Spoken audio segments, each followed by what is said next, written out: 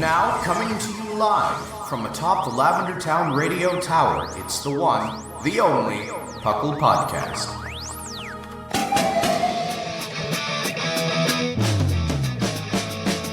It's PUCL! PUCL! It's PUCL! PUCL! Pokemon Underground Champions League, oh yeah! PUCL! PUCL! And welcome to the 509th episode of the PUCL Podcast. I am your host, Trainer Thatch, here today with my spectacular co-host. We've got the lovely, as always, fluffiest Whimsicott. Hello. And we've got the master of battles himself. We've got Seth Vilo. Season's greetings. And welcome to the PUCL Podcast. PUCL, of course, standing for the Pokemon Underground Champions League, a nonsensical name we came up with in 2007. Where we talk everything Pokemon here, from the trading card game to the video game to everything in between. And actually today's everything. Today's good. Today's a good one. For that descriptor. So with that said, I guess I'd ask you guys: have you been up to anything fun? Anything fun recently? Ooh, well, yes. I have been watching the Paralympics again this week, and just like an hour ago, something absolutely fantastic happened in the final match in the athletics. It was the 100-meter dash in the women's T63 category, and Italy got the whole podium. Gold, silver, and bronze. Wow. Yep. It was, I cried. It was amazing. Good for Italy. Yeah, it was, and well, I could tell you a whole story about how amazing those women are, but yeah, it's like the one who got silver is the one who started this discipline, and the other two essentially saw her on TV, and when they got the same type of disability that she has, they said, well, I want to be like her, and they got the podium. Together, all three of them.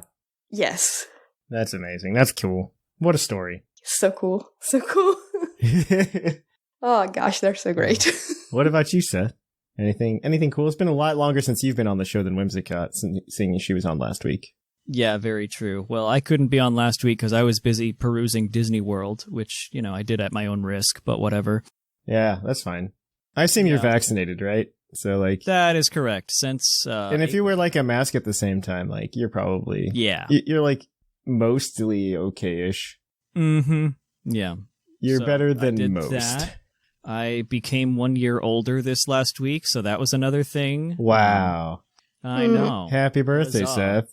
Huzzah. And happy birthday. Starbucks indeed. Decided to celebrate by releasing their pumpkin spice drinks this week, or roughly this week. So they do that for Seth's birthday and nobody else. They do it for me. They do it for me. The season has started, hence my greeting this morning. Season's greetings. I wonder if that's something they actually sell in Italy. I've obviously never had it because I've never been to the States in autumn or winter. Mm-hmm. I should check that out. Wait, pumpkin spice? Yeah.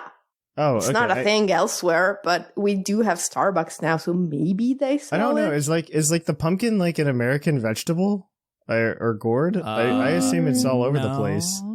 I don't think it is. Maybe some. I don't know the pumpkin's but... origin. Yeah, right. When you think about that, you just don't know. I know corn came from the U.S. and that's about corn and potatoes and tomatoes are from the Americas. Yes, I'm not sure about pumpkins and Venus flytraps. Oh, okay. They're from South Carolina. I don't eat that one. It eats you though. Ha! Oh my god. Regardless of where pumpkins are from, you guys are obsessed with them. It's like the same way we claimed the tomato as our own. Yeah. So, which is not from you either. I think that's North American too, actually, the tomato. It is. I absolutely need to know where the pumpkin hails from. Okay. Can you Google it for us? We need to know the origin story. We need to know the origin story of the pumpkin. We'll get back to you between subjects. It says they originated in Mexico. See, North that's American too. Northeastern Mexico and the United States and the southern United States. Huh. Yeah. Cool. Wow. Yeah. You've got a lot fact. of important things. important. I mean, it's important to you here because we live here, right? Like, but I can't imagine the rest of the world cares about pumpkin. They will. We do not, although it is very tasty. It is solid. The Starbucks has spread. It is growing. Our influence grows with every latte sold. I mean, pumpkin's good enough like food. So I'm not upset about it.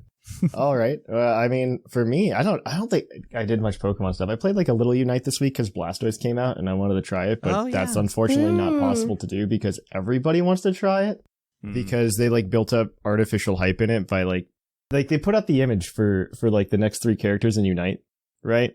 And I'm going to tell you the order that the picture shows them in. It's Blastoise and then Gardevoir and then question mark Pokemon, right? And they're like, yeah, we're going to put out a mystical 3rd Pokemon, right? And so based on that image, you're just like, oh, it's going to be Blastoise and Gardevoir. Then like they're going to reveal who the last one is. No. We got Gardevoir first, and then we got the mystery Blissey, which was Blissey, and we're just like, oh, that's interesting. So Blastoise, and so like they dragged their feet, and we got Blastoise this week. At least it wasn't what I thought it was going to be, where it was going to be sign up for mobile and you get Blastoise. Yeah, That's what I was convinced it was going to be. I wouldn't be surprised. I wouldn't have been surprised. I'm happy that we didn't have that happen. But at the same time, the problem is like there's so many people trying it out and so many people are bad at it. No, I'm not even kidding. It's like so many people are bad at Blastoise. I have not seen a good Blastoise yet, but I only played like the first couple days it was out. So like you're still like sifting through the garbage. Mm-hmm. Yeah. So that was unfortunate. I did grab it a couple times and got to play around with it. I like it. I haven't figured out like how to exactly play him compared to something like Snorlax, but I'm working on it. But yeah, that's been a good time. More recently though, I've been prepping for my D&D game tonight. Nice. I've been prepping the first edition adventure for 5th edition.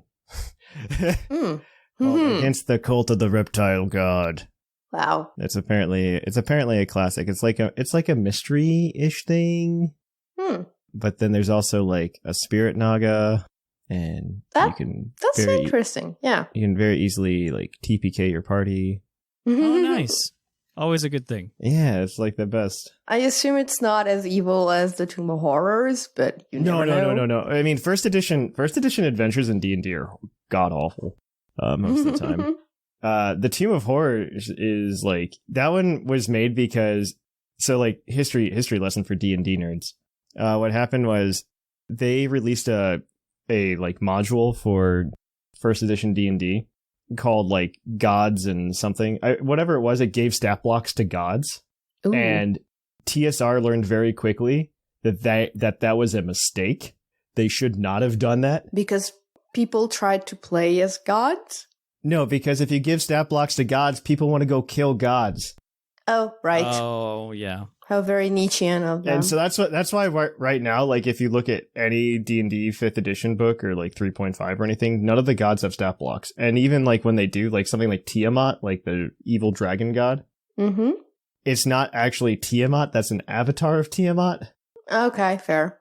So it's not actual Tiamat you're fighting. So that way people don't want to like go kill gods.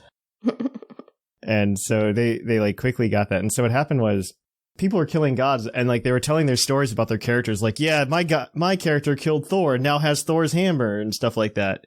And so Gary Gygax made the Tomb of Horrors. TVA music intensifies. Gary Gygax is also kind of a horrible person, by the way, but we won't talk about that. But he made the Tomb of Horrors because he was just like, oh yeah, your character killed Thor? Well, get through my dungeon where you have to know that you have to peel back this mural to find a door. And if you don't, you're going to get hit by a poison dart and get sent back to the beginning. Nice. It was literally the most nonsensical thing in the entire world, but that's why he did it. Yeah. If you don't like stick your hand down the wrong hole in the first chamber and just get your character disappeared from existence. But, that adventure or not, that's not even an adventure. That dungeon is nonsense. It is not meant to be played. Like that's funny. It was literally there because he got super salty that people were breaking his game. He got super salty about it.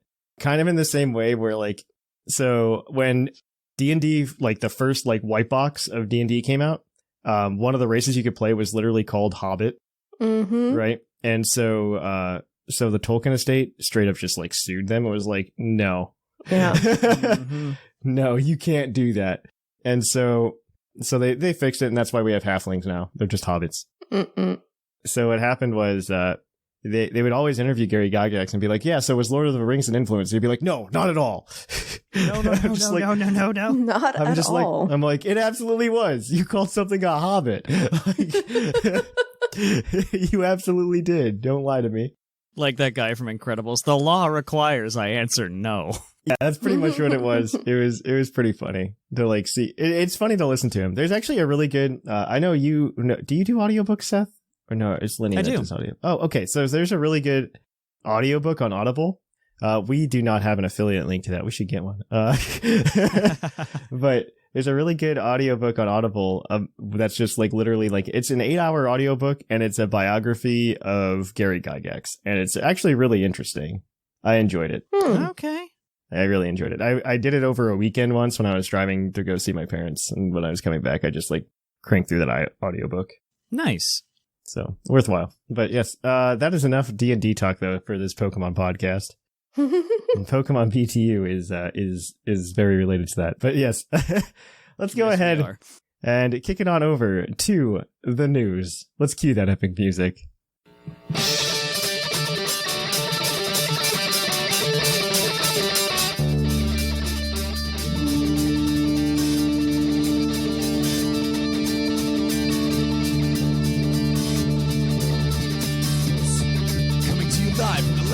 Radio Tower. This just in. And welcome to the news. The news today is very exciting. Like we talked about, Blastoise is now in Pokemon Unite for 8,000 coins, or like 435 gems, whatever odd number they chose to make you buy more gems. So if you want to try him out, there you go. Grab him. He's okay. I mean, I've tried him out. He's apparently really good according to people, and I know there's a couple builds that are very viable for him. So I need to look into him some more and play him some more before I give the status quo. But he's a cool defender. It's definitely a lot different than something like Snorlax, which is pretty much like the only defender that anybody cares about. I have seen people play Crustle, and most of the people who play Crustle are bad. Like me. Well, like what I find really fun is like early game they get like hyper aggressive as Dwebble sometimes because they think they're invincible, and it's just like, you're not invincible. That's dumb. No. Stop getting hyper aggressive. So that one's dumb. And I would say, I mean, Slowbro, I think, is the other defender right now. And he's like, meh. So I take it for what it is, everybody. But Blastoise is your fourth defender, and hopefully he's good. Everybody's waiting for Mamoswine next, I think, though. Yep. So we'll see how that goes. What was the other one they revealed? Sylveon. Sylveon, that's right. Sylveon was revealed, and Mamoswine. So we'll see when those guys come out and see how that goes. I'm very interested to see if Sylveon like comes out as Eevee and then evolves, or if like it comes out as Sylveon. I'm just interested in that. Like, it's nothing that changes the game whatsoever. I think it just makes it interesting if, let's say, they wanted to like add like Flareon or any other evolution. What if they add a bunch of the evolutions and then you just see 5 Eevees on the opponent's team and you have no idea what each one's going to evolve into? That'd be cool. I'd be into that though. I'd be into it. I'm super into it. But yeah, let's move on to some more Unite news. Unite's so exciting compared to literally any spin-off game they've made in a very long time. Honestly, you're so right, and I love it. I haven't played much, but I need to because it's so cool of a concept. It's a fun game too. Yeah, it really is.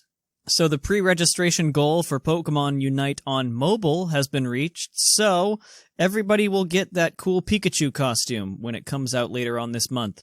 The next thing that they're pushing for pre-registration on that is getting 1,000 AOS tickets. That's not that much, honestly, but yeah, okay. Yeah, it's more than I have right now because I spend them all. It's more than 0. But I forget the number they have to hit for that to get there. I think it's like 7.5 million or something. That sounds right. I think it's 7.5 million. Yeah. The only thing I cared about, honestly, is hitting the free Pikachu because I haven't bought it yet. And yeah. I just wanted the free Pikachu. Same. So I don't care about the outfit, but that's cool, I guess. Outfits are dumb. Yeah, that's just me. I like the tickets just because I need more of them. Yep. All right. I guess we'll move on. Whimsicott, you can get this next one. Yep. Pokemon has announced a new web-based animated series called Pokemon Evolutions. It's going to have 8 episodes, and each of them is going to be based in a different region of the ones that have been released so far. The episodes are actually going to go in reverse order, so the first one is set in Galar, and the last one is set in Kanto. The first 4 episodes will air every other week in September through October, and then the last 4 episodes will air weekly in December. The last one is going to air on my birthday, actually. Oh, on December that's nice. 23rd. Yay. Yes, just in time for Christmas. Those are pretty neat. I don't know. They remind me of Pokemon Generations a lot and how they did that for the 20th anniversary. Yeah. I mean, I was kind of waiting for something like this since it's the 25th anniversary. I assume they do something like this. I'm curious how long they're going to be. You know, like if it's only like 5 minutes, like meh.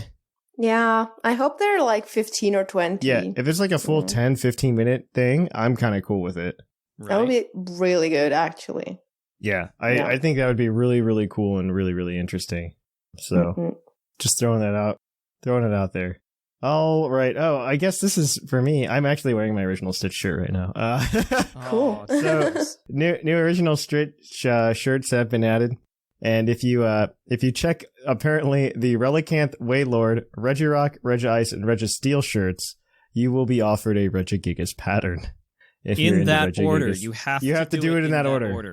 You have to do it in that order. So frigging cool. I love those tie-ins. They've been really good about this. They did the same thing, I think, with Celebi. I think you had to like sit on a page for a certain amount of time, and you got offered Celebi. No, you had to set your computer's clock to a certain time. That's right. Yeah. Yes, that's right.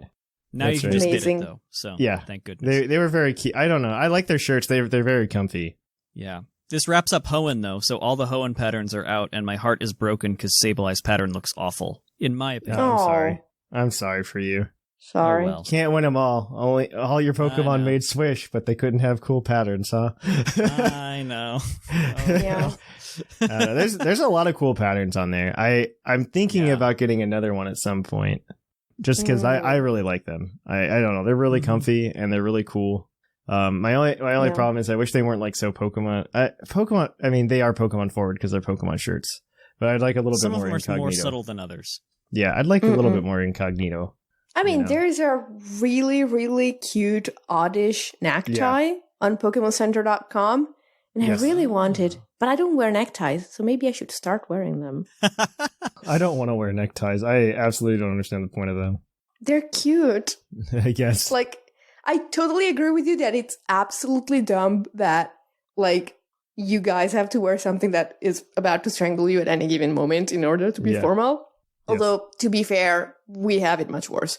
But No, that's very you know. true. I honestly think formal wear is dumb. It is. You're not allowed to see buttons. That's what ties are for, to hide them buttons. Yeah, but it's dumb. Oh, yeah. But ties are, like, they look very nice. I like them. Yeah. Okay. Well, Seth, get this next one. You get this next one. This is like really cool news today. This is TCG news, so I like it. So according to the Pokemon Company, all of the special delivery Bidoof promotional codes and cards have been sent and emailed out. So congratulations to those 5 of you who got them, as right now they're selling for $200 because it was such a limited distribution. Oh, the Pokemon TCG is still nuts, Whimsicott. It won't stop. It won't stop. And the new set that they announced for Japan has a lot of the Vs in their shiny form. And they're reprinting Ultra Ball. That comes out in Japan in December. So yeah, we're gonna have another hyper rare hyper cell set here soon, probably February-ish. Influx of YouTubers opening packs in 3, 2, 1. Yeah, I just like I really hate the culture. I mean, I have my own opinions of why YouTube is the way it is right now. Pokemon YouTube specifically, but I mean, it's YouTube's fault and partly the timer's fault. I believe it's 100% timer's fault. Yeah, because a lot of the creators that were doing really well, just like doing battles and stuff and doing them with their community and everything, couldn't do that anymore. Well, they could on Showdown, but like nobody wants to watch Showdown. No, nobody does. Nobody wants to watch I have Showdown. I have to say there are a few teams of creators and people behind the scenes collaborating with creators who have like modified the game Yes. with like custom forms and custom typings and textures and stuff. And I really love watching, especially collaborative series like, I don't know, Cage Looks, Soul Links and stuff like that. Mm-hmm. And the new forms at least have added some longevity to this kind of thing because, you know, you watch your 7 billionth, like, X and Y cage log. Yeah, I know. You get bored. But if there's, quote unquote, new Pokemon in it, at least, like, you can, like, get 2 or 3 series out of them, which is cool because I like supporting PokeTubers, but I can't watch the same thing 20 times in a row. I can't. There's a lot of good TCG content from YouTube, I think, especially with like the hype for rotation coming up. And there's a lot, they're doing really well with the online tournaments. I'm actually registered for one this Friday. And there's a lot of streaming stuff that goes really well for YouTube for TCG. So, Cool. Yeah. Well, with that said, I guess get the next one, Whimsicott. Yeah, and this is where we usually don't do rumors, but these have been flying around a lot.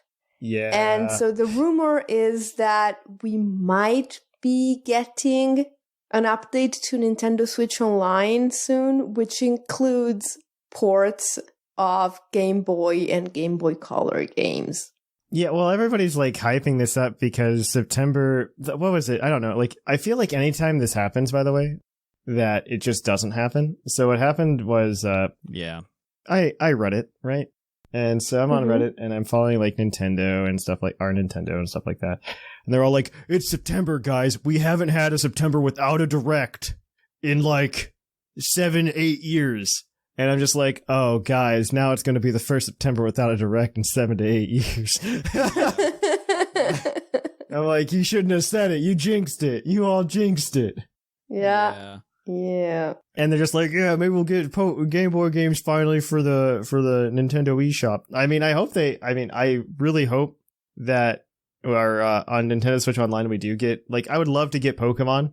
I would love for it to have home access. Only because, like, I would love all the games that don't have direct home access to have direct home access.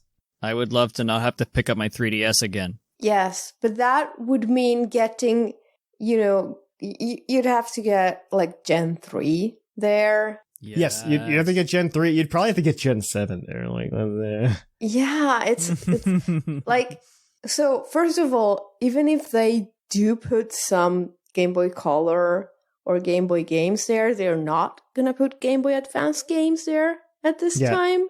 Yeah. So, the thing that I really want to see at some point is I would really like to see them.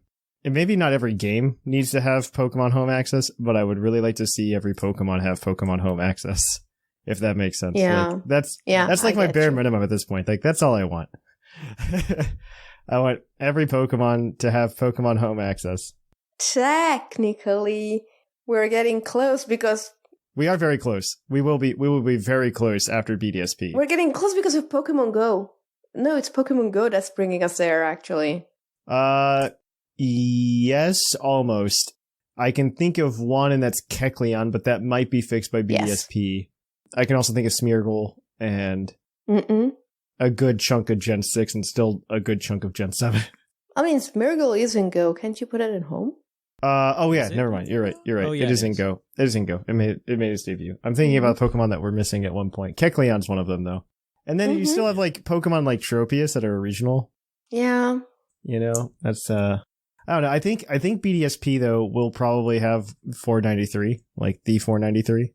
That would be nice. And so that cleans up a lot of it. Yeah. That cleans up a lot of it, but we'll see. Give me my poison bat baby. Your poison bat baby? He's a ground bat baby, okay?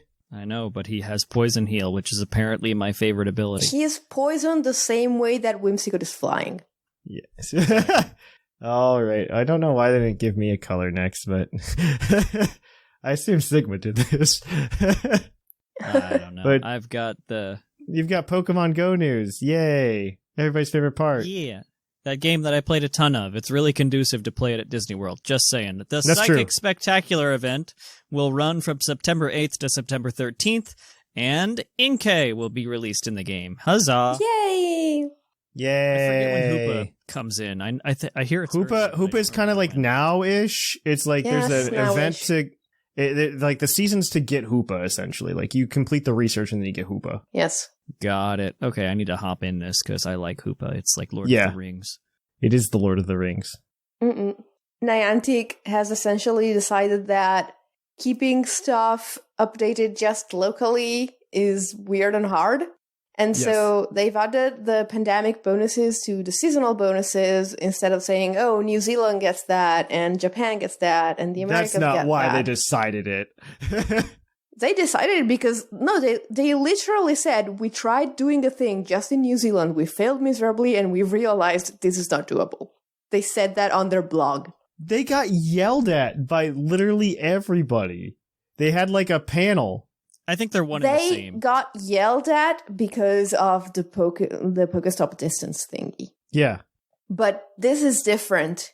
They're just saying they're no longer differentiating the kinds of bonuses that different geographical areas get. I still think this is a result of that.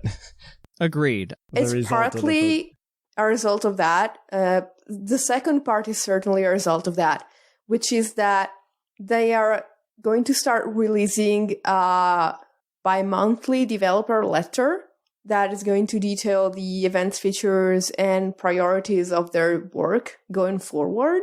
They essentially got kicked in the back and decided to go like with full clarity, saying, okay, we're going to listen and we're going to tell you what we're doing in advance so you don't kick our butt again.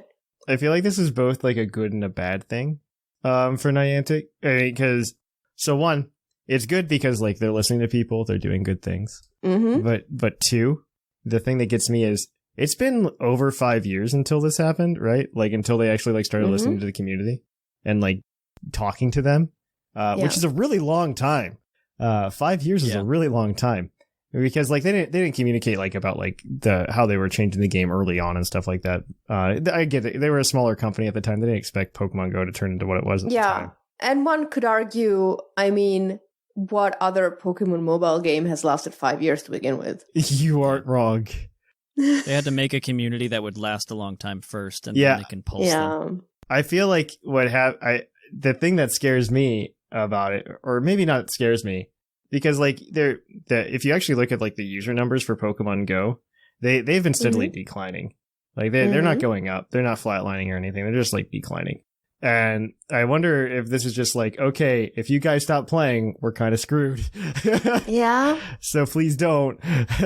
That's a smart business choice for any company. So yeah, I agree with that. I wonder if the player base is small enough though, because like you could argue like with Sword and Shield, right? Like people are just like, oh, we're gonna boycott that.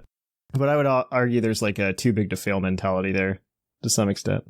Sword and Shield, you only have to buy once. Go is kind of continuing on. Yeah, you know what? You're not wrong. Keeps prompting transactions. It's a different atmosphere. And also, Sword and Shield is something that you might enjoy even if no one you know plays it. Yep. I think more like you, Thatch, you don't like playing Pokemon Go alone. That's true. I do not, because the solo experience sucks, especially with raids. Exactly.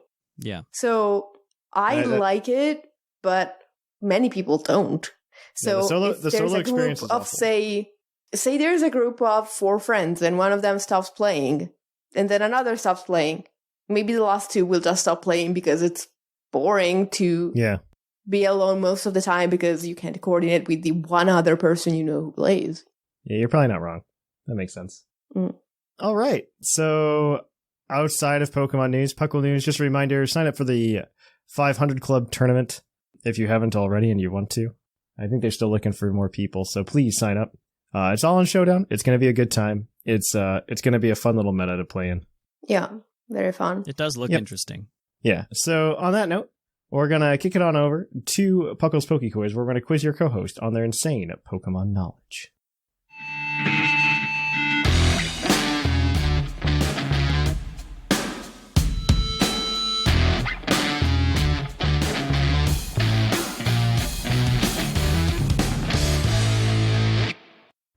Oh hi, and welcome to the PokeQuiz. the part of the show where we quiz our co-hosts on their insane Pokemon knowledge. I'm Mark, here to explain the rules.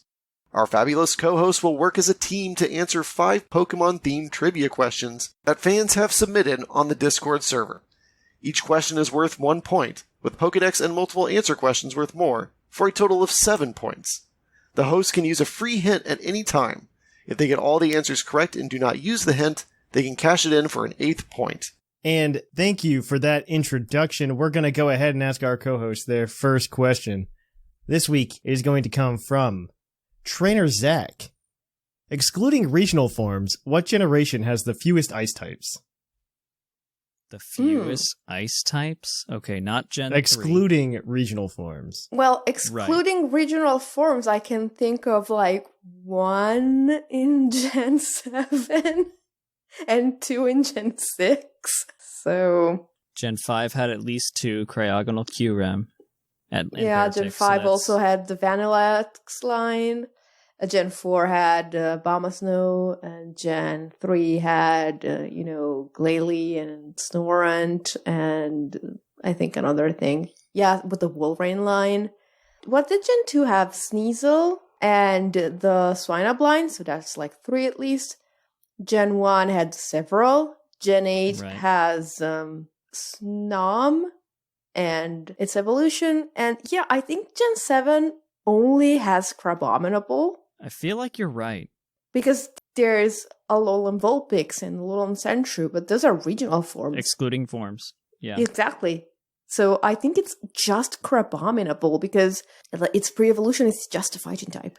Yeah, and it's artificially increased in Gen 7 because of those regionals. I think that's safe. Yep. 7, I think, is our final. Generation 7 is correct.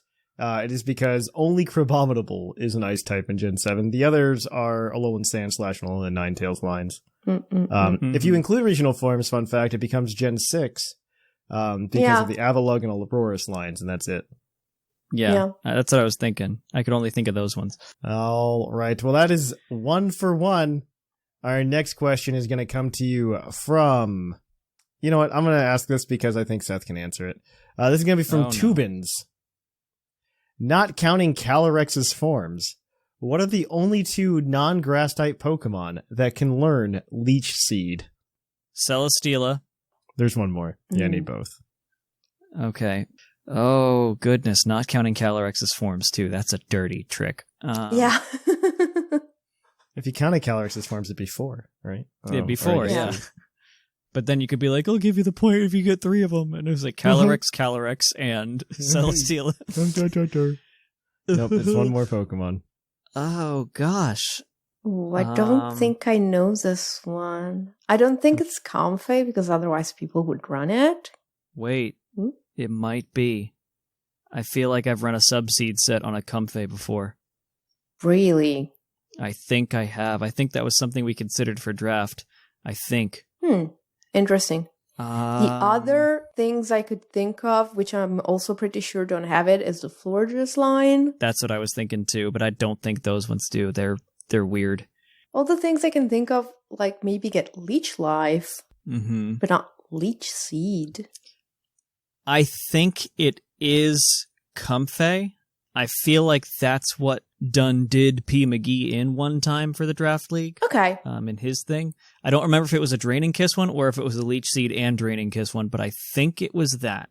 So if I end up messing us up with this, I apologize. I mean, I feel like it's very strange that it would have it, and I've never seen it on any Comfey set because it's such a good move, but...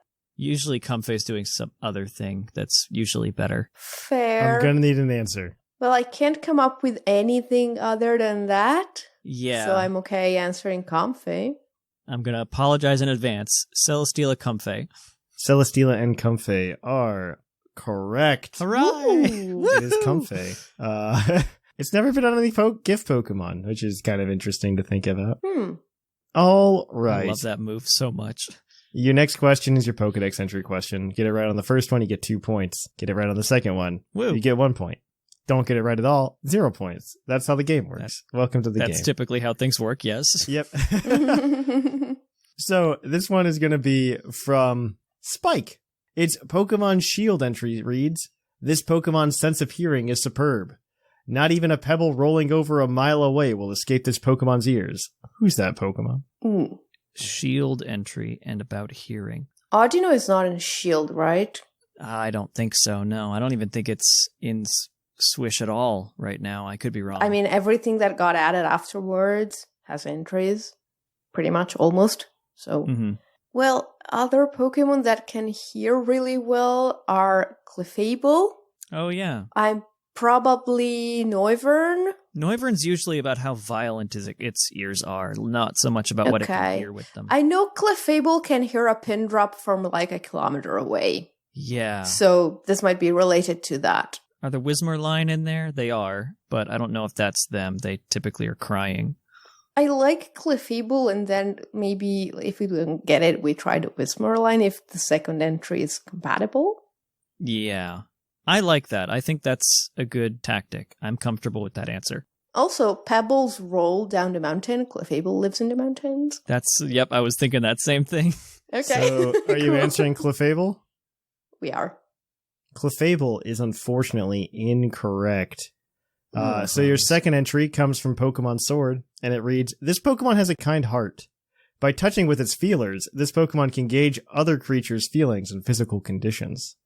It is Audino. What? Yeah, Audino has little feelers under its ears.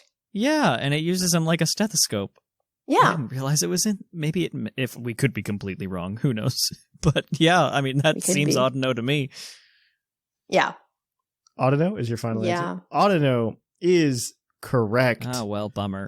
It is Audino. I led us astray. Oh, that's right. that is- Audino is around in one of the... I think it's in the expansion pass. Okay. It is. Yeah. Curses. I believe it makes it in Isle of Armor. Mm-mm-mm. All right. Your next one is going to be your multi-answer question.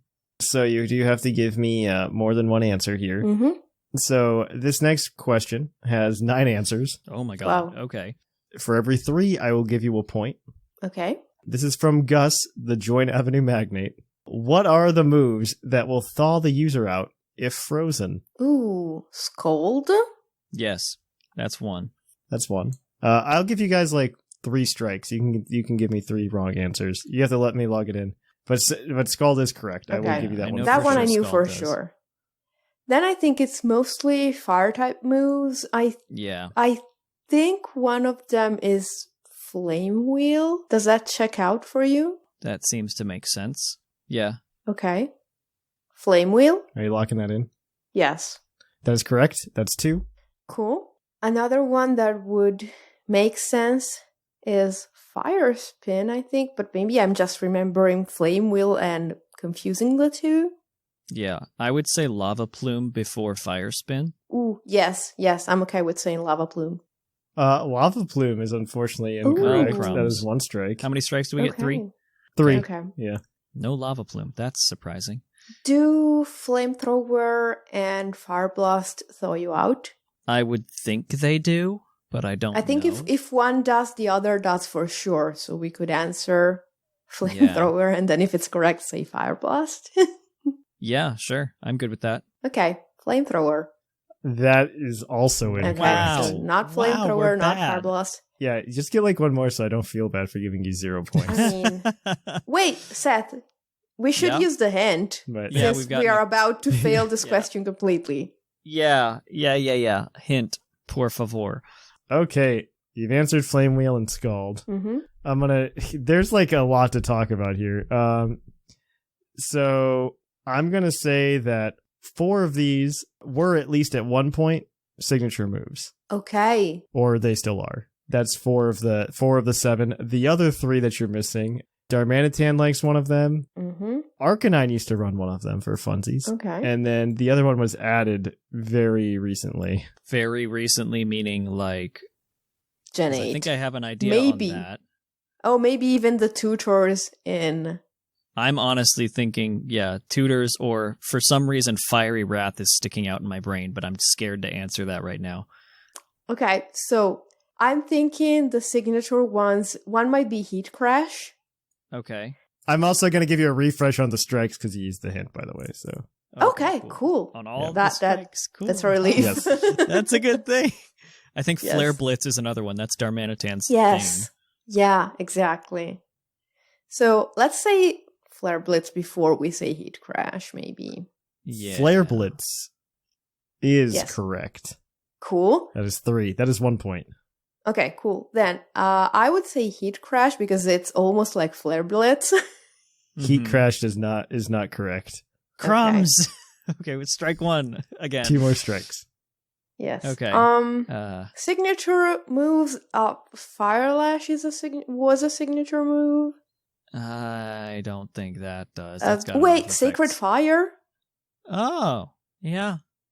Sacred Fire should. And totally he didn't confirm throw what you off. types they are, so they might be weird other types too. So Yeah, just you're pointing right. that He out. didn't say they're all fire type moves. I'm going to need some answers. Okay. Do you wanna say Sacred Fire? Would Steam Eruption do the same thing as kind of a scald? Yes, probably. Yes. Yeah, I guess it can be frozen, can't it? Volcanion. Yeah.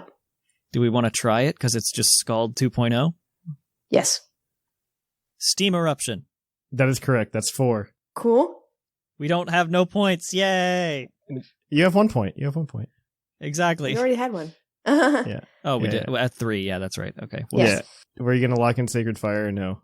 I kind of want to, but I'm willing to say no if Seth is say no. I say yes, because, Okay. yeah. That is also correct. Cool. So that is 5. So, Okay. You still have 2 strikes. One of them was added Cool. recently. One was added recently. You have 2 signature moves that are missing. And you've got one that Arcanine used to run for funsies. At least back in Gen Okay, that's 7, not I Flare think. Blitz 2. Okay. is it Burn Up? It It could be Burn Up. just to make it typeless for funsies. Yes. Yes. I'm game to try it. Sure. Burn Up is correct. Yes. That is 6. There are 3 more. 2 of them are signature moves. And one of them was added recently. Two Okay. of them are signature moves. One was added recently. So I'm thinking for the one added recently, the only things I can think of there are Burning Jealousy for the Fire-type tutor move on Isle of Armor and the aforementioned Fiery Wrath of Moltres. Ooh. There's... Yeah. I'm not going to give you more hints. Yeah. No, you've already You're 2 given us a points. lot. You're at 2 points. You've already I'm given gonna us a let- lot. I'll let you dig your own graves. Yes. Okay, so I want to look at the signature moves. Ones I can think of are Blaze Kick, Sparkling Aria, but that cures burns, but so that doesn't make any sense at all. Yeah, no. Is there any move that is like Refresh or Aromatherapy that you can use if you're frozen? No, right? I don't think so. I can't think of any. Okay. And none of them are signature, and none of them are ones that Arcanine... Well, no, we got the Arcanine one. Yeah. V-Create, maybe? Oh, actually, or any of the like Fusion Flare and stuff like that. Yeah. V-Create and Fusion Flare actually both make sense. But actually, you know what? All of these have been Fire type moves. So I would go with V-Create before I went with anything else. Uh-huh. There's Fusion Flare, and then there's the other one. Is it Blue Flare? I don't remember. Yes, it's Blue Flare. But I think it can't be all 3 of them. Yeah. So I think we should only say V-Create. Yeah. I'm good with that. Okay. V-Create is unfortunately incorrect. I think Okay. you have one more strike. No. Oh, no. Next wrong Ah. answer. All good. It's over. Ah. I don't think we're getting the 3rd point. At least we got 2. It was a good use of the hint. What are other moves that were added recently? We've got the Burning Jealousy, Fiery Wrath. What are the other ones that kind of relate to that are recent? Honestly, don't even know the names of all the new tutor moves. So, Surprise, it's from Let's Go Eevee. No. Actually. Thawy, Burny, Dashy, Jumpy. Yes.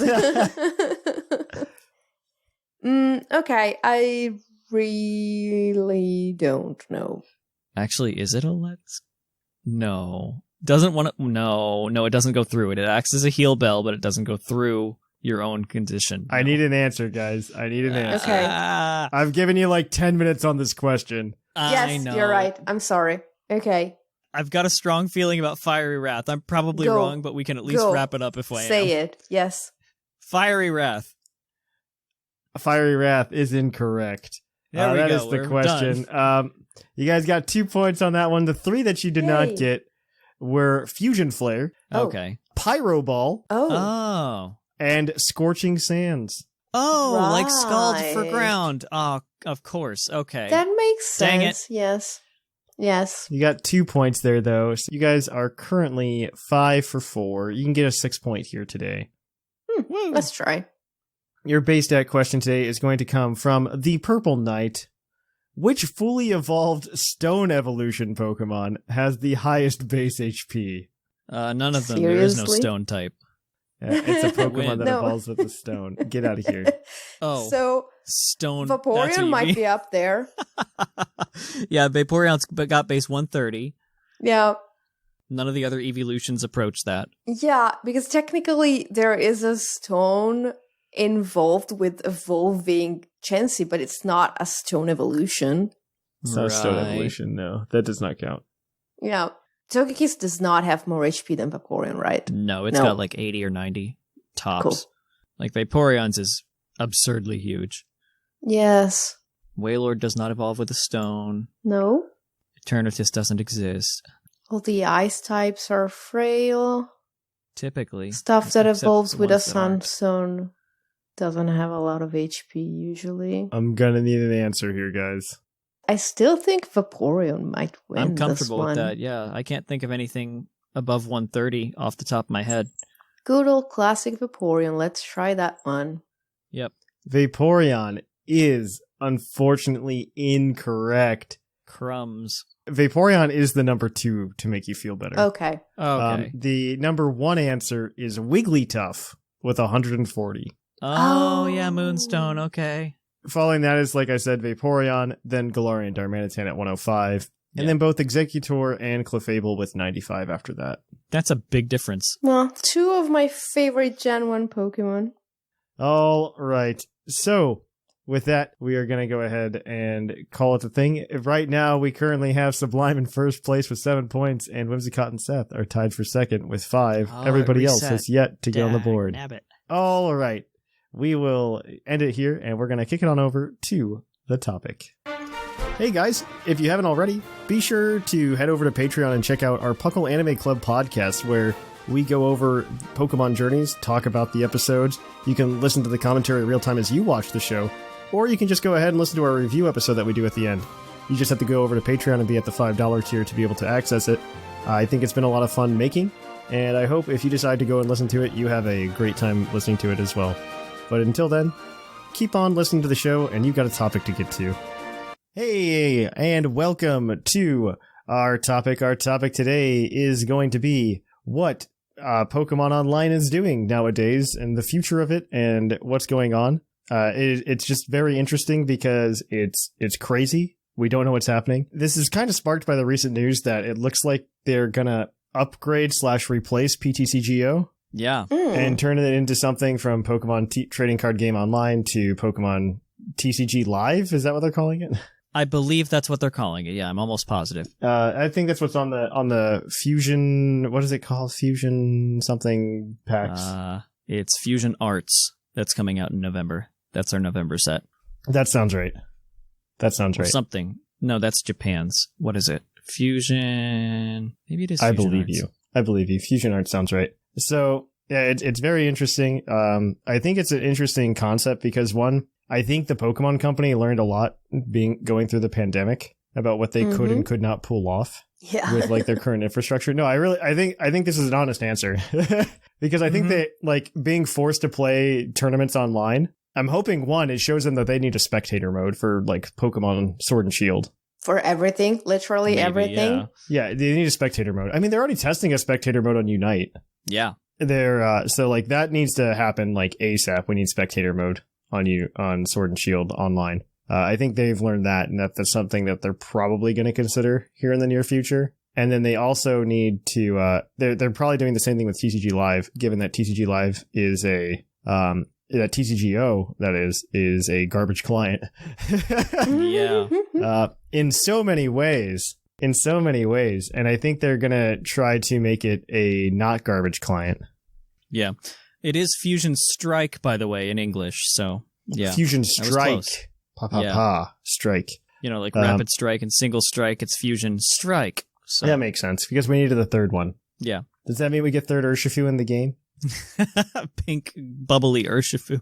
No, but you get a fusion of the two Urshifu. Yeah, it's 2 Urshifus and they're just fighting type and it's not as If good. you combine 2 Urshifu in one, it becomes a Calyrex, you see. You don't really get a new Pokemon. One of the Urshifu just climbs onto the other's shoulders. And it plays chicken in the pool. Yeah, and then they wear a giant trench coat. That's how it works. That is the dumbest thing I've ever heard, and I love it. Yes. All right. But yes, TCG Live. That's the that's what we want to talk about it for, at least at first, because I think there's some fun things to talk about with the VGC as well, but it might not have to do much with online. TCG Live's coming out. I don't know. It's like I hope it's a welcome change, and what I would really like to see come out of TCG Live is I would love to see the ability to actually like buy things in it. Yeah. Because like when not have you to use the crummy mentioned this pack. to me earlier, I was like, so wait, if this is supposed to like replace the in-person tournaments, I don't know if it's going to replace it, but I think it's something that they're considering given the state of the world right now and how Delta like 100% is rolling us back, right? exactly. So like, I thought maybe it would let you use your actual like cards somehow in the Oh, absolutely not. online game, but no, that would be very hard to implement. That'd be very hard to implement, and I think, I just don't think it's worth the time to try to implement that. I think what I would really like is they have all of the cards and they all have like a value inside TCG Live, and you can just like pay for them. Like even if it's with their in-game currency, like if we took literally what PTCGO is now and like you gain coins as you play, and it's like, oh, well, you can buy an Urshifu VMAX for 100 coins or whatever. I would do that. Mm-hmm.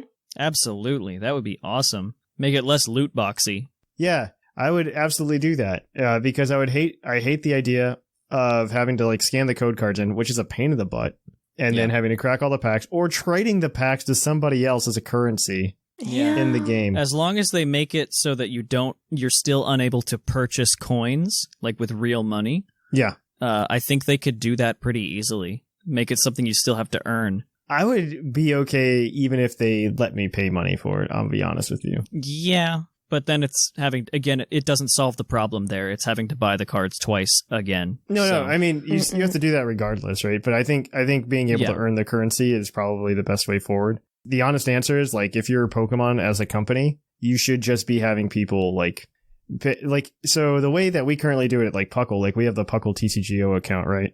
Where we update it every set and every thing like that. I need to go and make some things in there. We go to eBay and we pay somebody money that had already paid Nintendo money to buy the cards. And so there's a whole transaction there that Nintendo could be eating, right?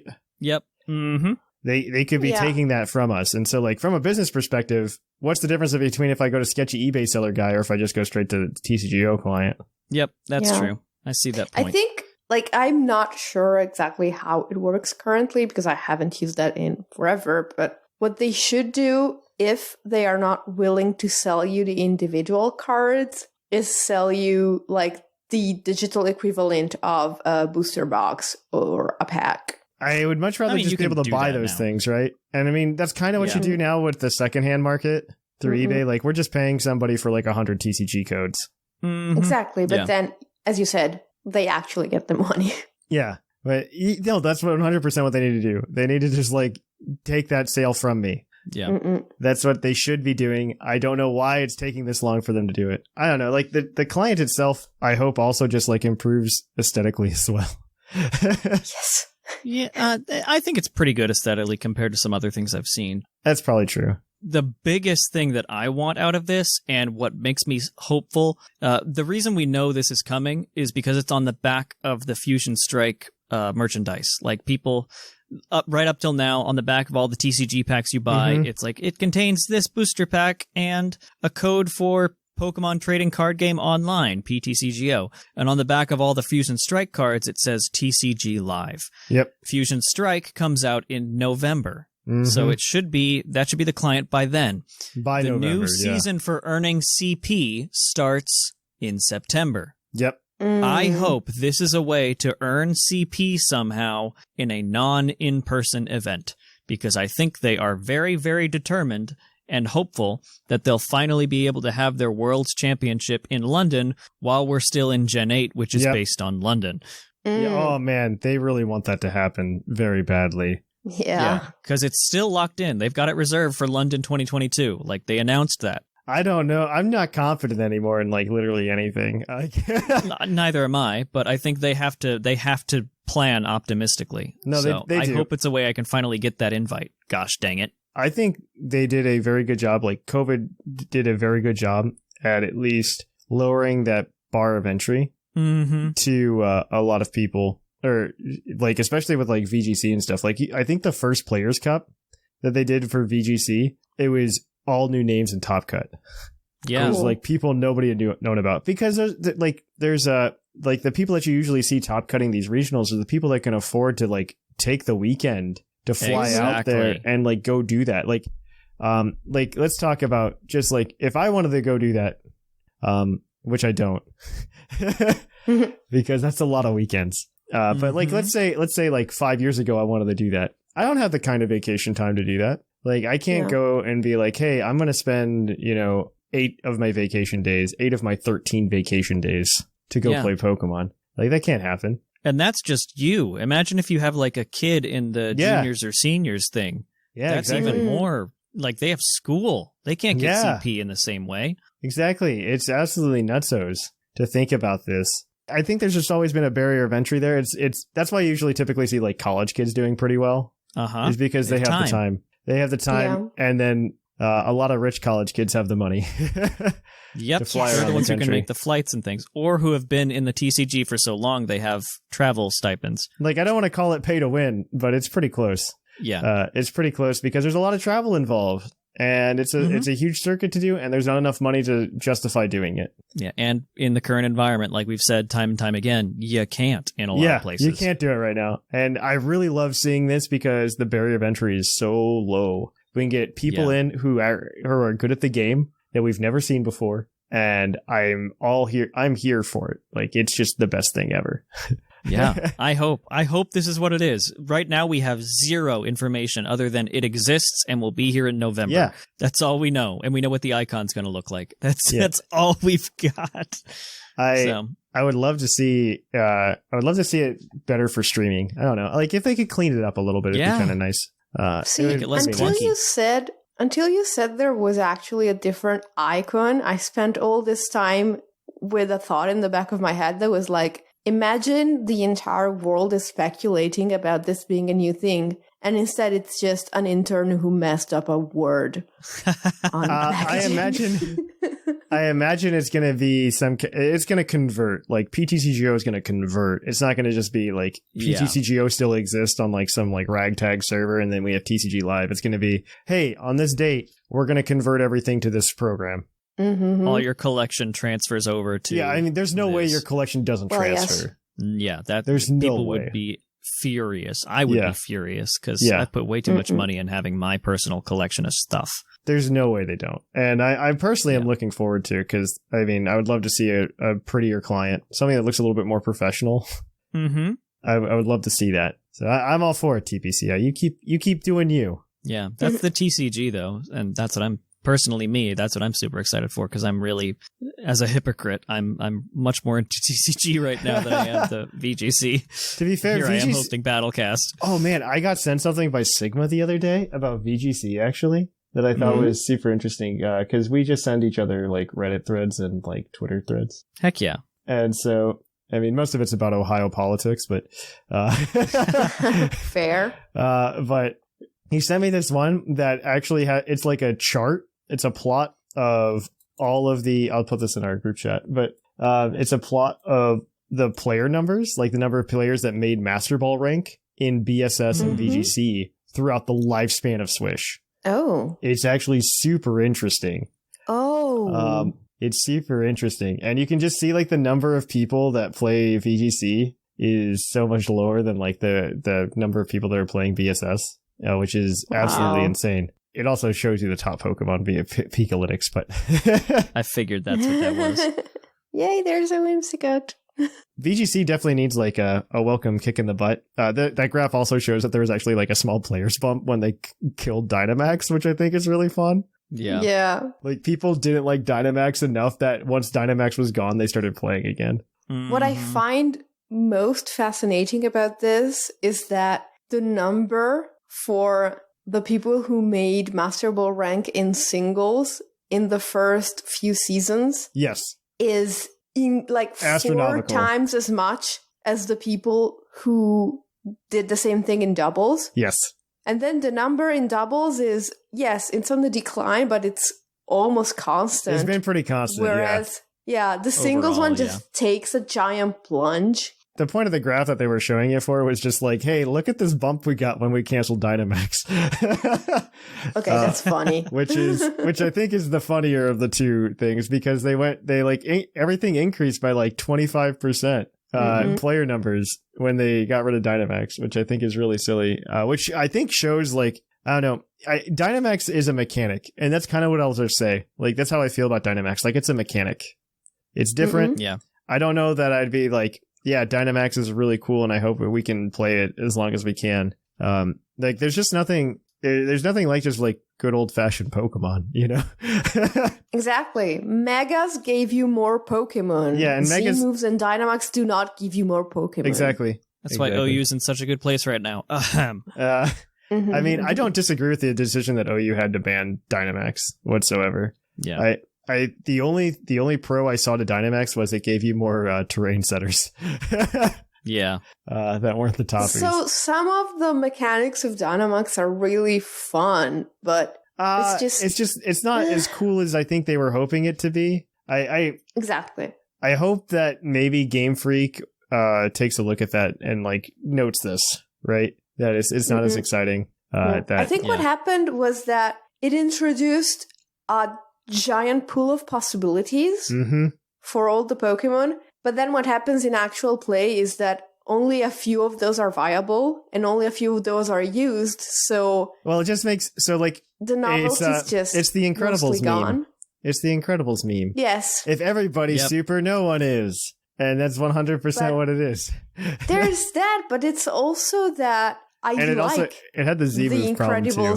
I like the Incredibles thing when it comes to Pokemon. Oh yeah, because I didn't like that only a handful of Pokemon got to have a cool Mega. But at the same time, it's like, okay, if everyone can do the same thing, you go back to the problem that only the Pokemon that were already good are gonna do the thing. Like, oh, you've given another weapon to Landorus T instead of giving, say, I don't know, Comfey something interesting to do. Yeah.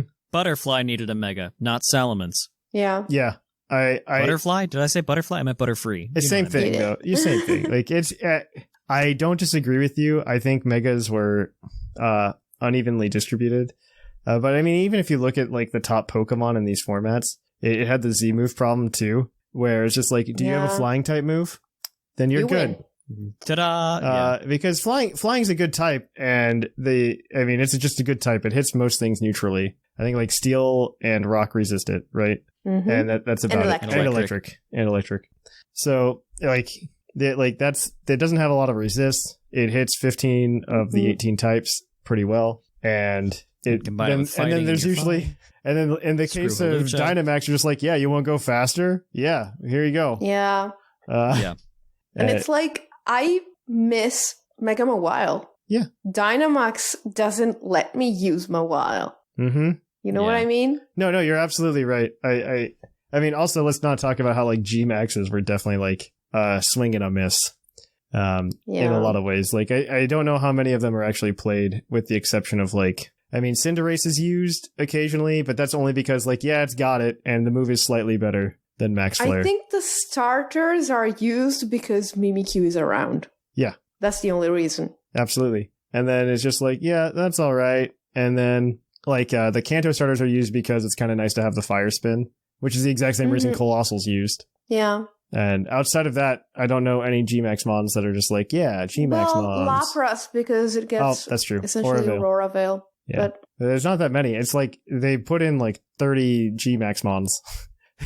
Yeah. And how many of them are actually getting used? I don't know. I thought Dynamax is a fun mechanic, and I thought this was like interesting to see. And I kind of hope this is a sign, especially because they announced that Swish was going to be the format for like at least the next year, right? At least the next year. I would not be surprised, and I might be wrong. I'm probably wrong, but I'll be proven wrong because I said this. I wouldn't be surprised if like we didn't get Gen 9 in 2022. Like I wouldn't be surprised. No, we won't. I wouldn't be surprised if that was not until 2023. I'm all for slow rolls, man. I'm all for slow rolls at this point. I'm all for it, especially with the way they're trying to handle Pokemon right now. And BDSP and Arceus have like shown me like, hey, we have a plan, obviously, maybe. Yeah. And I would love to see more stuff like that happen throughout a generation than just being like, okay, next one. Because they can put new Pokemon in these like the Legends Arceus type things. And they feel comfortable doing that. So why do we need a new generation? I'm very excited. I low-key hope just to be the chaotic good that I kind of sometimes channel, that the future of competitive battling becomes what the Legends Arceus system is. I don't just to be pure chaos. I think it would be funny. Okay, so I don't think that's reasonable. I mean, Arceus doesn't have like PvP in it. I think it's a very fun like one player system. I don't think it would be a good PvP system. And honestly, it works like against NPCs, it's harder to do. Pokemon's strength is counterintuitively its consistency. Yeah. Like that's Pokemon's strength. And they can definitely do things new. And I think Legends Arceus is a great way to do that. And I think doing stuff like Legends is a great way to like go out there and like come up with new ideas and put out new things. I just don't think they can. I think they always need to have like that rock that they anchor back to, which is like, hey, this is our main game. Yes.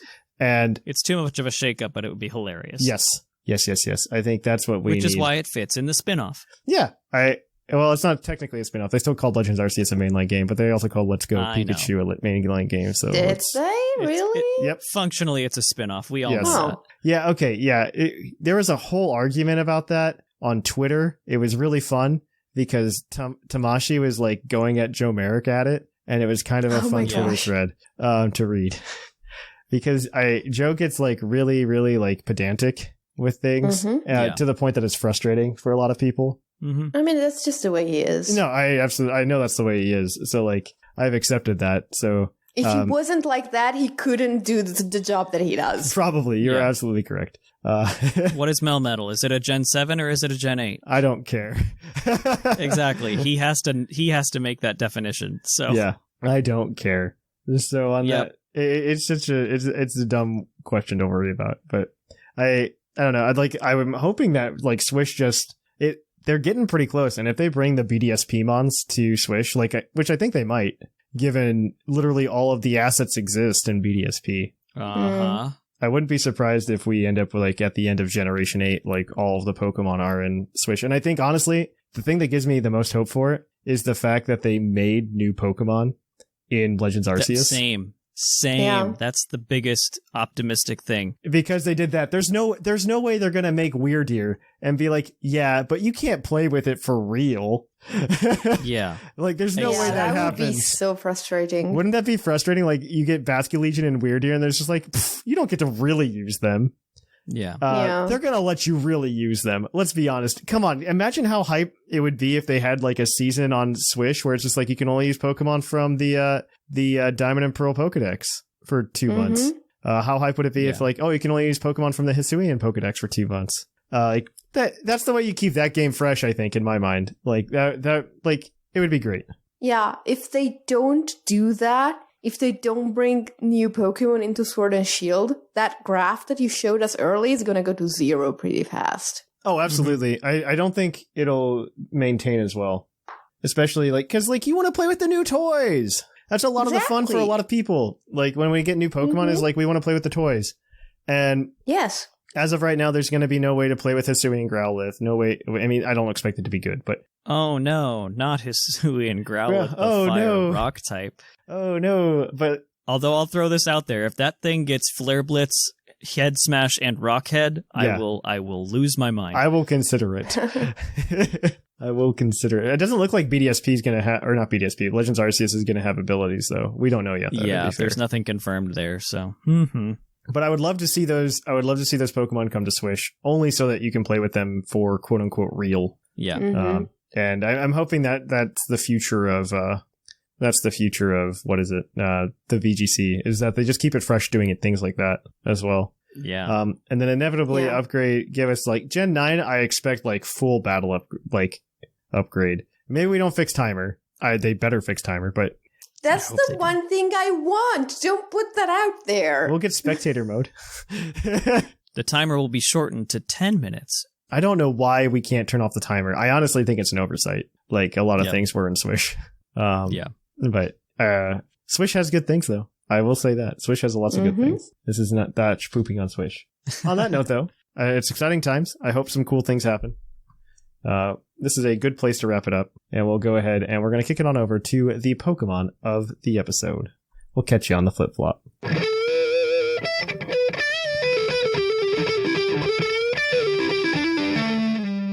Poke of the episode. And welcome to the Pokemon of the episode. Our Pokemon of the episode this week is National Dex number 812, Rillaboom, the drummer Pokemon. The Pokemon Shield Pokédex entry for Gigantamax Rillaboom states, Rillaboom has become one with its forest of drums and continues to lay down beats that shake all of Galar. Rillaboom, I feel like this was a Pokemon of the episode within like at least the past year, right? But literally every other Pokemon on this team has been the Pokemon of the episode more recently than that. So Rillaboom has a base 100 HP, base 125 attack, which is pretty good actually. Base 90 defense, pretty good too. Base 60 special attack, pretty bad, but it doesn't need it. Base special defense of 70, which could be better. And then base 85 speed. Like nothing about this is that bad. On top of that, it gets Grassy Terrain as a hidden ability with the move Grassy Glide, meaning that it gets priority in Grassy Terrain, as well as the power boost from it. So it's just, it's living its best life. Let's be honest. Yeah. One of the more viable starters ever. So, outside of being just like a Protean Pokemon. Yeah. Yeah. It's not Greninja and it's not Cinderace. Also, I was talking with people. They're just like, yeah, if we added all the Pokemon back, like, what are we going to be getting? And I'm just like, well, you're going to get Greninja. They're like, yeah, but nobody uses that in VGC. I'm like, I don't know. Have you seen Cinderace in VGC? Yeah, right. Like it's been there. It's been there. I feel like if Greninja makes it, it'll be fine. Like the only difference is I feel like Greninja is more specially based and then Cinderace is more physically based, and physical mons have the detriment of Intimidate. Greninja doesn't get that, so it's just going to be worse. It's fine. What do we do with Ash Greninja? Megas are back. Yay. Yay. Honestly, I think that's a really good idea for a third DLC, but that's just Thatch. Stop. So moving on, we're going to go ahead and go through this team. It's affectionately called Cat Dog by Coil, who's been building most of our teams for Pokemon the episode recently. So shout out to Coil. We're going to start going through this team, though, so we're going to let Seth go ahead and talk about Rillaboom. You bet. We've got Rillaboom, obviously, and it's holding a Miracle Seed. Ability is, of course, Grassy Surge. EVs are as follows. 132 HP, 204 attack, 4 defense, 168 special defense. Adamant Nature with the following moveset. Grassy Glide, Fake Out, High Horsepower, and Protect. So, Fake Out is strong, obviously. Yes. Especially in VGC-type formats. I'm reading through the little description. Nothing really notable about Rillaboom, but no, it's just Rillaboom. This is just Rillaboom. It's just Rillaboom. I was hoping to get some insight on the EVs, but this is. I feel like this is like standard bulky Rillaboom. Yeah, it runs no speed. It's just HP, defenses, and hitting hard. Which in a world where Shadow Rider Calyrex exists, I imagine this might be a number for that. Yes, or something like that. So that's Rillaboom. Hooray! Yay. Very good. Very, very good Pokemon. Yes. It's nicknamed Harambe for some reason. I don't know what that's about. There's no nickname. Next Pokemon on the list is the other starter on this team. Pardon me. First partner Pokemon on this team. And it's VGC, so let's take a guess what it is. It's Incineroar, holding a Citrus Berry. Obviously, the ability is Intimidate, and EVs are as follows. 172 HP, 84 attack, 80 defense, 172 speed with an Adamant Nature. Moveset is Fake Out, Parting Shot, Flare Blitz, that move that cures freezes, and Darkest Lariat. So, Incineroar is spec'd. It actually has a little bit of insight on this. To reliably proc Citrus Berry. Incineroar, the most used Pokemon in all of competitive. Yeah. My coffee is obviously wearing off. Incineroar, it's spec'd to be good against Calyrex Shadow Rider. So yeah, All right. Well, we've got some more. Remember, this is VGC Series 10, so we've got some spice. But we got Landorus Incarnate, not Therian, holding a life orb with his sheer force ability, 252 special attack, 252 special defense, and this is he's got Earth Power, Sludge Bomb, Protect, and Calm Mind. I feel like we've done this team. I don't know.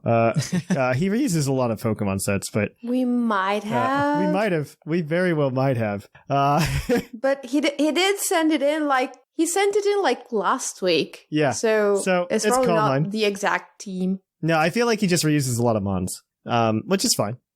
He's got what he thinks is good. Yeah. So Earth Power, Sludge Bomb, and Calm Mind, and Protect as those moves to make sure that you can get the most bang for your buck with Calm Mind, Landorus. But because it is Series 10, we also get to carry a Zacian, holding a rusted sword with his intrepid sword ability, with 232 HP, 252 attack, 4 special defense, and 20 speed. I do not know what he is trying to outspeed off the top of my head, but he is trying to outspeed something with that jolly nature and 20 speed. Mm-hmm. He is holding a Behemoth Blade, a Wild Charge, and he has Sacred Sword as well as Protect. All of these things will wombo combo literally anything. The description that we have. The description that we have says the speed is to outrun specific things after we talk about what the next member of the team is carrying. We get speed drops. I forgot. Yes.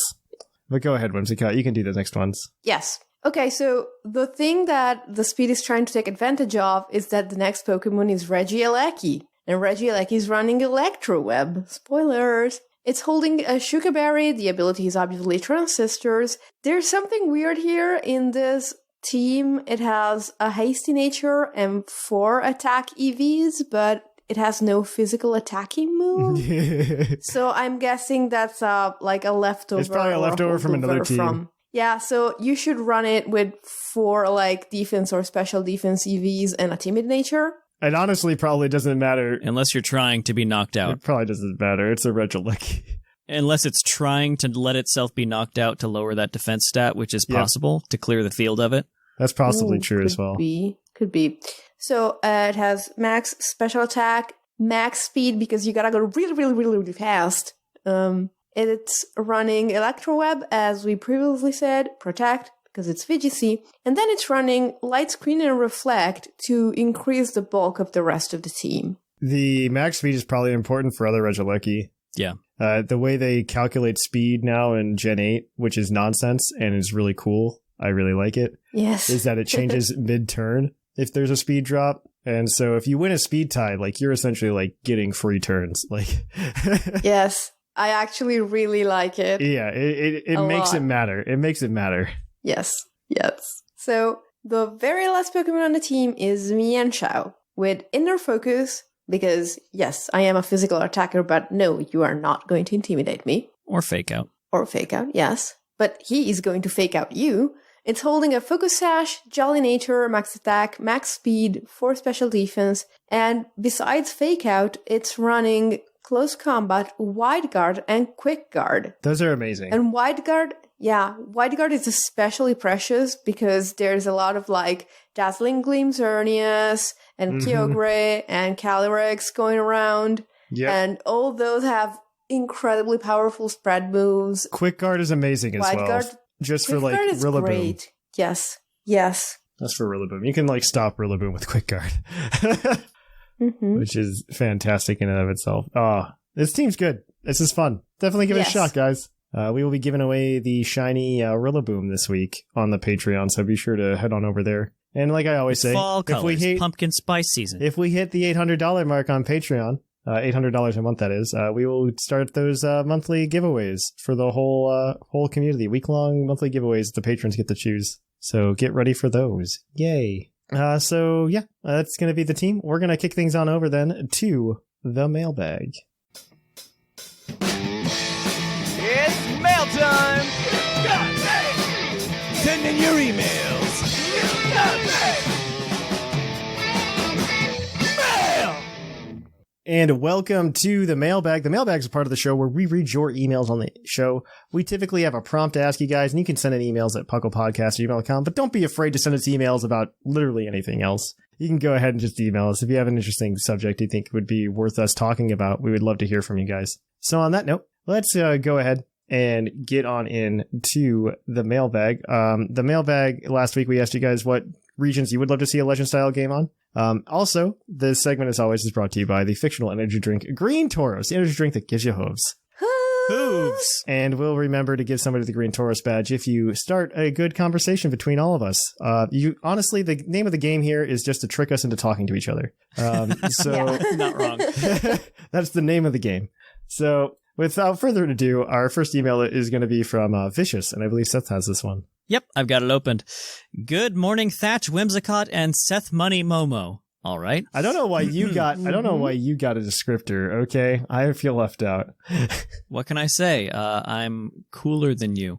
So, okay, Money Momo. When I heard Thatch announce the mailbag question, I was like, whoa, I really need to think about 7 other generations. If I say Kanto, I feel a magical hand will come out of nowhere to slap me in the face. Not wrong. I can't decide on which area or lore I would want to see, but I have an idea that popped into my head. Would it be possible or even accepted for a game to exist that explores how Pokemon came to be? I don't mean just the relationship between Pokemon and people, but how Pokemon came into existence. I know it's pretty far-fetched to think about it, to think it would have any traction or support because of how difficult it would be to implement, but I think knowing exactly how and when Pokemon first appeared and being able to explore it would be fun. It would be interesting to learn how the idea of putting them into balls and battling first came to mind. We may get a glimpse of that in Arceus, which would be great. It would be very interesting if there was a way to do a procedurally generated map Pokemon game too, not the main series, of course. Hope you guys have a great weekend. I'll be playing like a champ using Eldegoss in Unite. Suspiciously vicious. All right. Well, thank you for that one. Yeah, Nice. I think that'd be interesting. It would be interesting. I don't know if it's a good Pokemon game, though. You know what I mean? Like, I think it's a good, web anime thingy. Yes.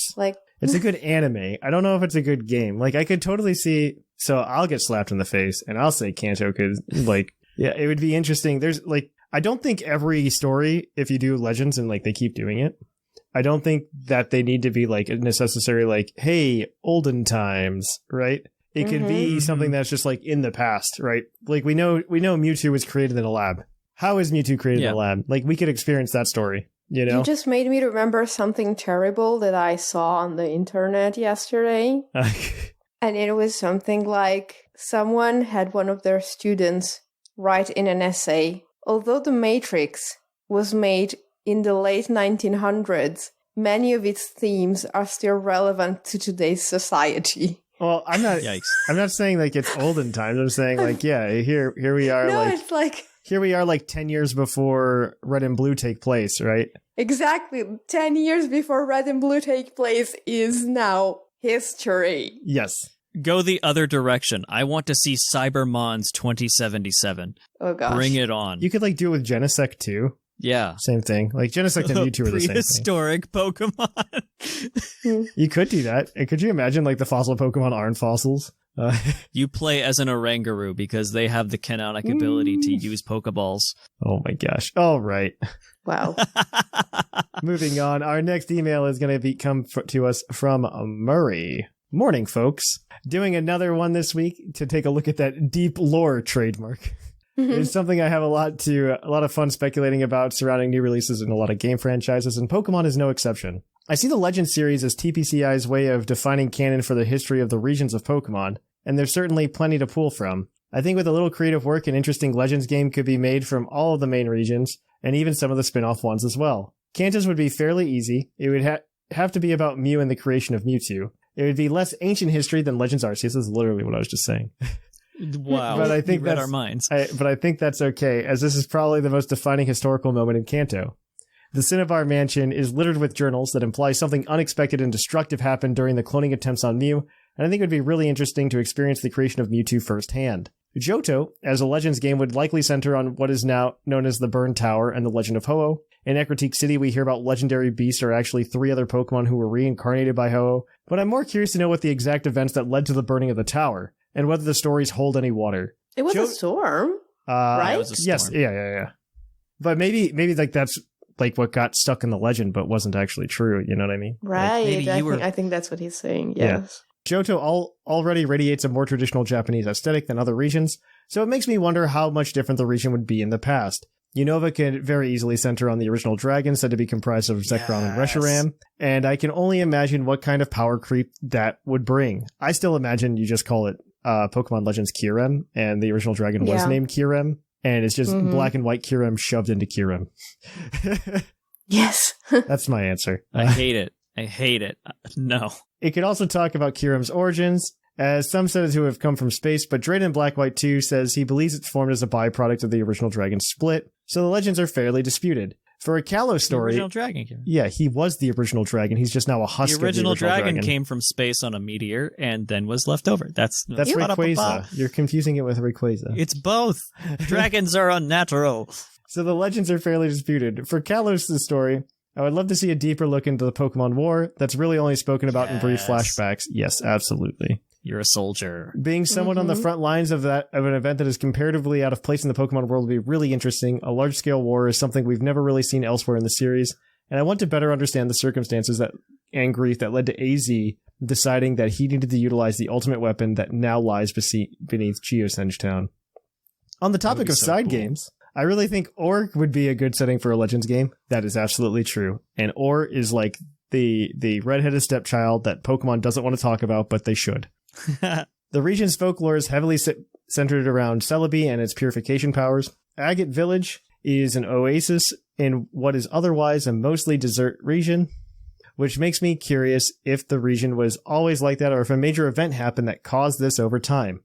The setting is also primed for a more contemporary Legends title, as Colosseum starts with Wes, an ex-Snag'em member, stealing the Snag machine from them and breaking out of the Snag'em hideout on a bike. I think it would be fun and different sort of Pokemon game to actively play as one of the bad guys for a game, leading up to the moment before realizing the gravity of what the team is trying to do with the Shadow Project, and getting to guide...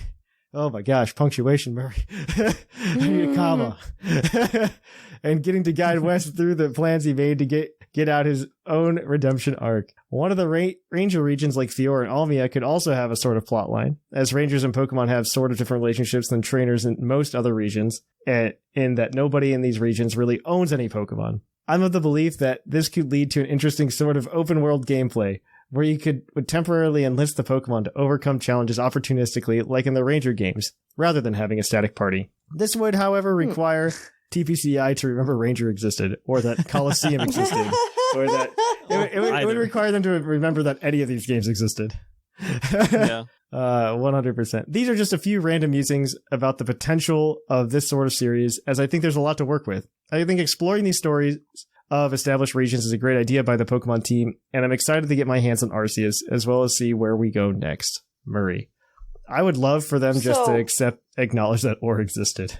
Like, just that it existed. Right. Not that it existed. Past tense. Yes. So, remember how I said the games don't have to be all exactly the same? When you were reading Murray's email, all I can think of was, okay, so the Kanto game is Half-Life. And yes, and the Kalos game is Fire Emblem. Stop. No. Could you imagine if they did that? That would be so bad. No, I really want Legends. They wouldn't. I really I think what Legends is trying to feed overall, and this is a take that I think is a little weird, is that Pokemon's really been trying to come up with a game about catching Pokemon. More so than battling Pokemon. Because, like, I would say Sword and Shield's like a balance between battling and catching. And Let's Go was definitely like, hey, let's catch Pokemon. Like, that was the forefront. Yeah. And it was done in the bad way. They finally realized their motto is gotta catch them all. They just grafted Pokemon Go and put it in a console game. And I think Legends Arceus is a good way to have that as a console experience, though.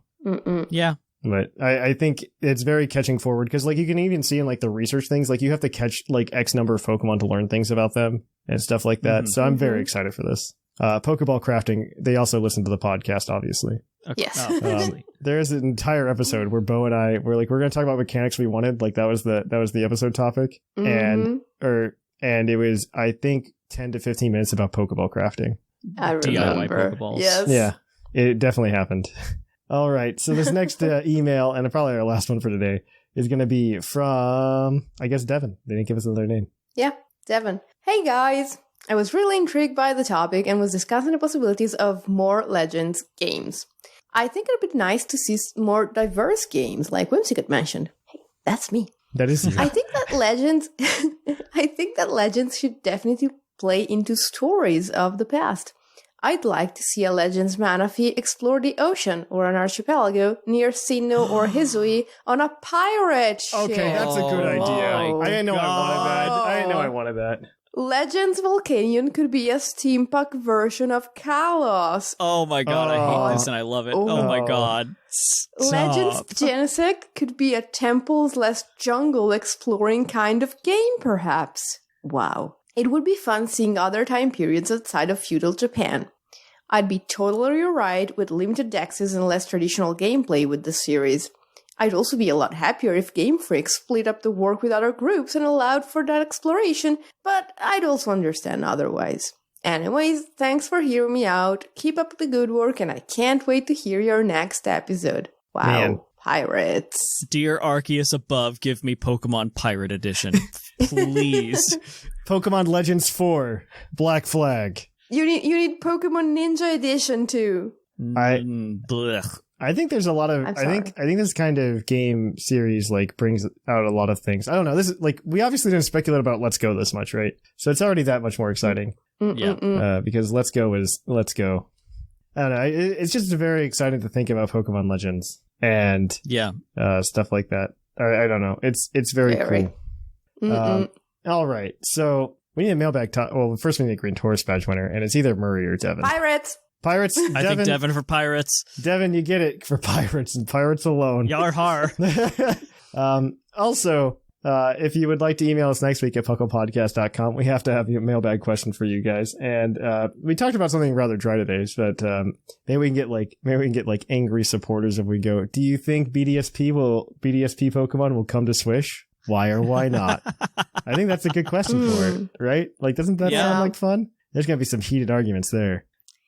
Or will TCG Live be different at all? Or will TCG Live be different at all? No, we just changed the icon. Haha! Yay! Joke's on you.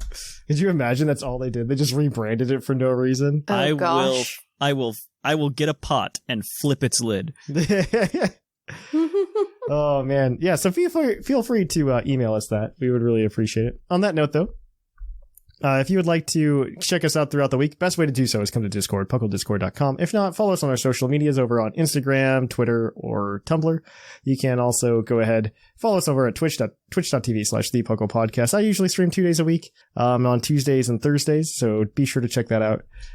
If you would like to support the channel, a great way to do so is to either drop a Twitch Prime subscription or go over to our Patreon at patreon.com/puclpodcast. Like I said earlier, if we hit $800 a month, the patrons get to decide a week-long giveaway for the community, and I'm sure the community would enjoy that. So you'll all be its saviors. I think I'm going to start using Patreon to like do more topic type stuff because I really would love to see what the patrons come up with. And maybe we can start having patrons decide some topics a couple times a month. So on that note, definitely check that out. We really appreciate any support you can give us, even if it's just listening to the show. So definitely keep that in mind. So on that note, I have been your host, Trainer Thatch.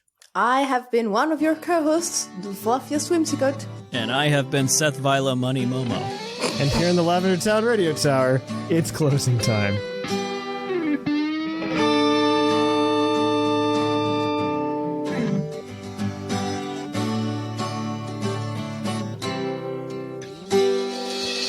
Closing time in Lavender Town. Time to say our goodbyes. It's closing time. Farewell, my friends. I'll catch you on the flip side.